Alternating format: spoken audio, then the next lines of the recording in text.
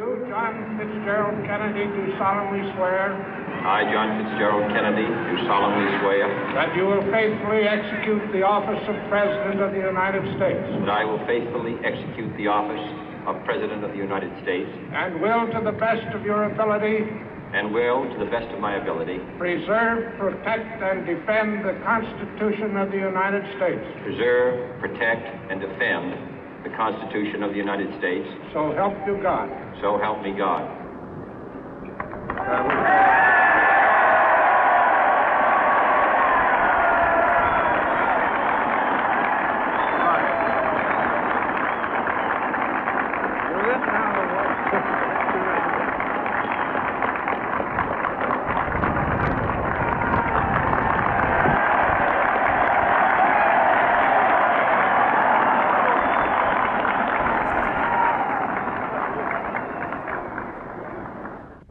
Vice President Johnson, Mr. Speaker, Mr. Chief Justice, President Eisenhower, Vice President Nixon, President Truman, Reverend clergy, fellow citizens. We observe today not a victory of party, but a celebration of freedom, symbolizing an end as well as a beginning, signifying renewal as well as change.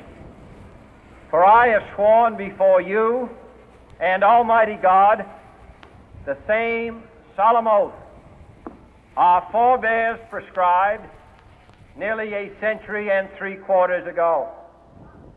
The world is very different now, for man holds in his mortal hands the power to abolish all forms of human poverty and all forms of human life. And yet the same revolutionary beliefs for which our forebears fought are still at issue around the globe. The belief that the rights of man come not from the generosity of the state, but from the hand of God. We dare not forget today that we are the heirs of that first revolution.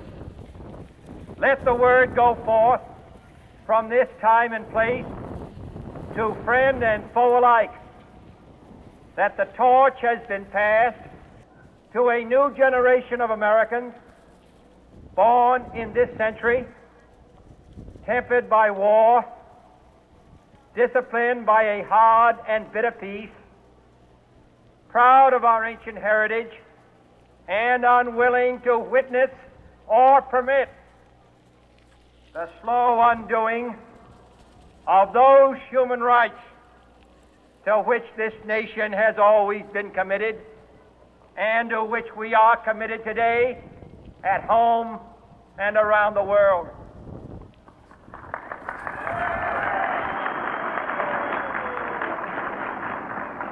Let every nation know, whether it wishes us well or ill, that we shall pay any price, bear any burden, meet any hardship, support any friend, oppose any foe to assure the survival and the success of liberty.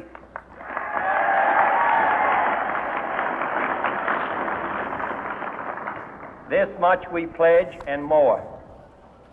To those old allies whose cultural and spiritual origins we share, we pledge the loyalty of faithful friends. United, there is little we cannot do in a host of cooperative ventures. Divided, there is little we can do, for we dare not meet a powerful challenge at odds and split asunder. To those new states whom we welcome to the ranks of the free, we pledge our word that one form of colonial control shall not have passed away merely to be replaced by a far more iron tyranny. We shall not always expect to find them supporting our view, but we shall always hope to find them strongly supporting their own freedom, and to remember that in the past, those who foolishly sought power by riding the back of the tiger ended up inside.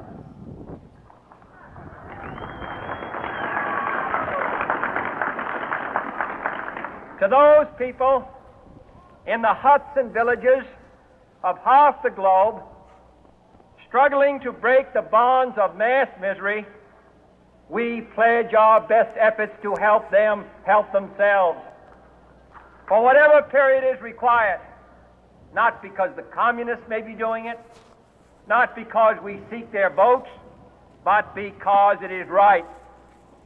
If a free society cannot help the many who are poor, it cannot save the few who are rich.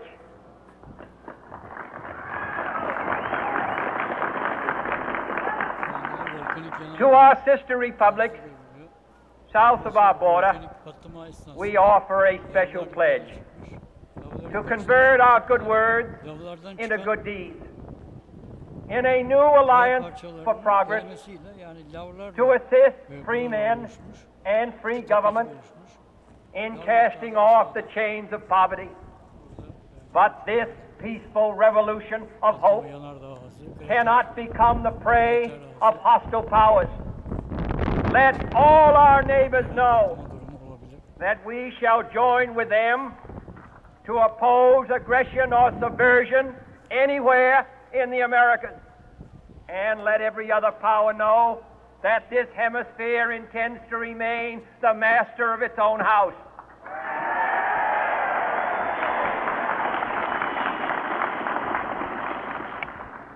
To that World Assembly of Sovereign States, the United Nations, our last best hope, in an age where the instruments of war have far outpaced the instruments of peace, we renew our pledge of support to prevent it from becoming merely a forum for invective, to strengthen its shield of the new and the weak, and to enlarge the area in which its writ may run.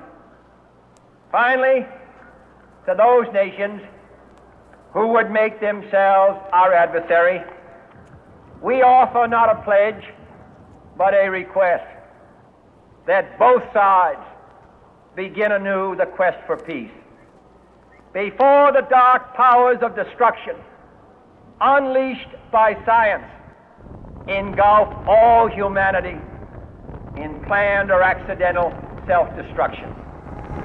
We dare not tempt them with weakness, for only when our arms are sufficient beyond doubt can we be certain beyond doubt that they will never be employed.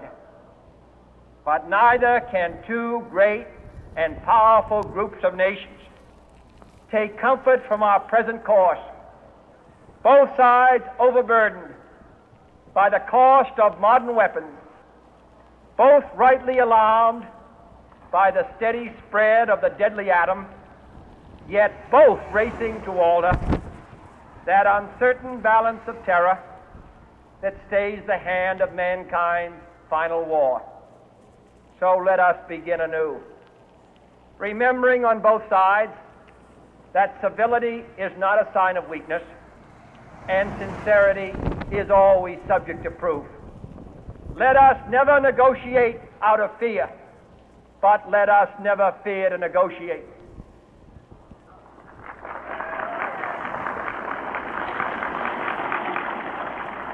Let both sides explore what problems unite us, instead of belaboring those problems which divide us. Let both sides, for the first time, formulate serious and precise proposals for the inspection and control of arms, and bring the absolute power to destroy other nations under the absolute control of all nations.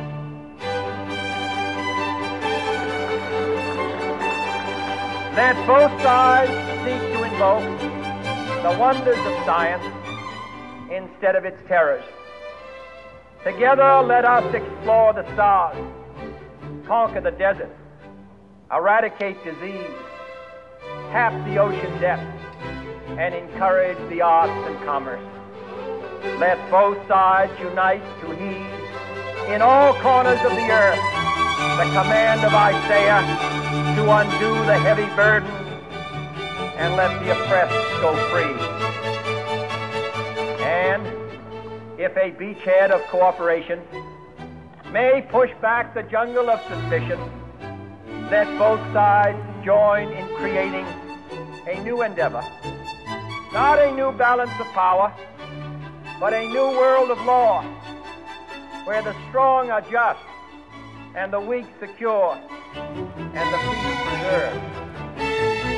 All this will not be finished in the first 100 days, nor will it be finished in the first 1,000 days, nor in the life of this administration, nor even perhaps in our lifetime on this planet. But let us begin.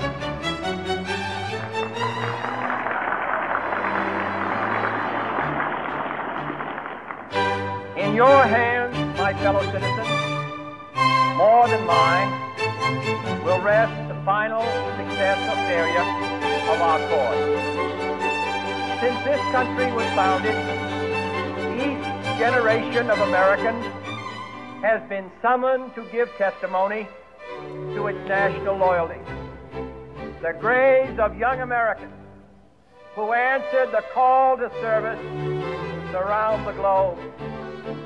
Now the trumpet summons us again, not as a call to bear arms, though arms we need, not as a call to battle, though in battle we are, but a call to bear the burden of a long twilight struggle, year in and year out, rejoicing in hope, patient in tribulation, a struggle against the common enemies of man, tyranny, poverty, disease, and war itself.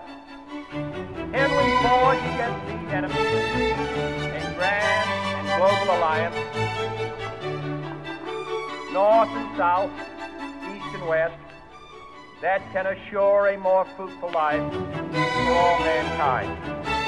Will you join in that historic effort?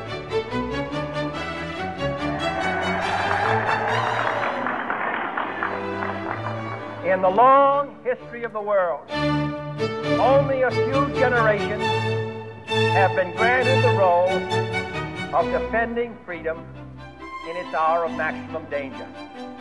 I do not shrink from this responsibility. I welcome it.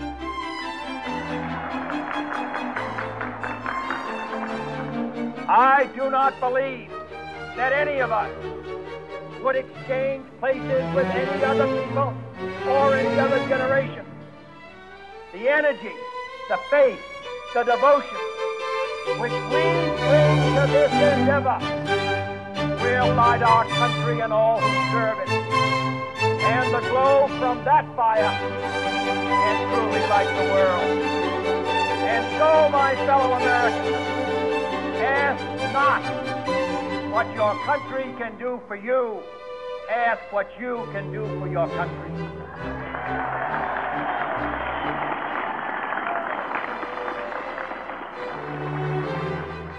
My fellow citizens of the world, ask not what America will do for you, but what together we can do for the freedom of man.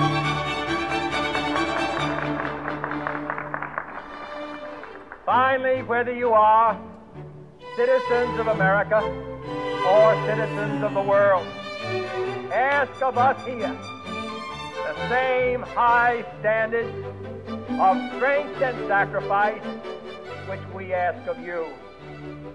With a good conscience, our only sure reward, with history the final judge of our deeds, let us go forth to lead the land we love, asking His blessing and His help, but knowing that here on earth, God's work must truly be our own.